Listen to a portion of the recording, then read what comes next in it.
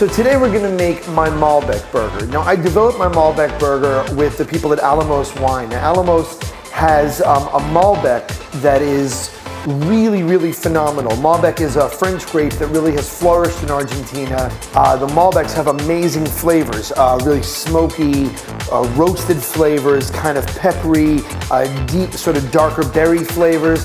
But I think everyone always thinks about pairing food and wine as like some kind of very effete, very haute cuisine art that's really inaccessible. There's lots of rules, and it's okay to just sort of go, I taste this in the wine and I'm gonna cook with this, or I wanna work with those flavors and just make a really kick-ass hamburger. So using the flavors in the wine, I created a perfect accompaniment, in my opinion, in this burger that both goes with the Malbec and is even cooked with the Malbec.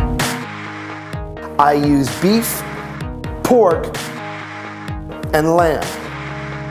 So we have salt, we have paprika, we have red pepper flake, and we have about 2 tablespoons of brown sugar. We're gonna add all our dry ingredients first. So we throw that in, and then we don't wanna overwork the meat. But you see, I'm sort of using my hand like a spatula and just sort of lifting and incorporating these flavors into the meat.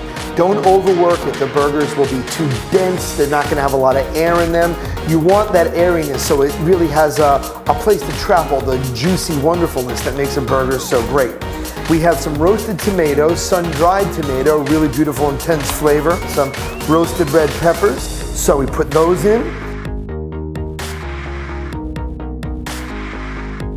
Another flavor that I love, we have some roasted green poblano chili, flat leaf parsley, and everyone's favorite roasted veg, roasted garlic. It's smooth, spreadable, great flavor. Now we throw that in, and once again, we're just going to combine all those elements. So we have a little bit of Malbec wine, so we want to add our egg and our breadcrumb at the end, which will hold everything together. We add that right into the meat. It's going to tenderize the meat, and if you're a parent, don't be afraid.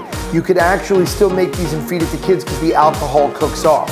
So again, we're going to work this Malbec through, and we're going to pat it nice and loose, pat the top, and again with your knuckles, you can use a spoon, but just make a little bit of a divot, lay it in there.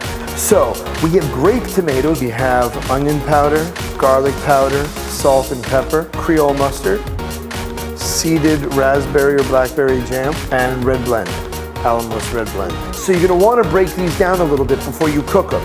Now you can mash them whole, cut them up. What I've done here is, I have them in the bowl, I cut them just in half, and I have a smaller bowl that I'm gonna use like a mortar and a pestle. And we're gonna also add some onion powder, some garlic powder, some kosher salt, and some fresh cracked black pepper. And of course, we're gonna add our Creole mustard, nice and creamy. And we're going to use, you can use raspberry or blackberry jam. We're gonna add that right in here, and we're gonna keep stirring.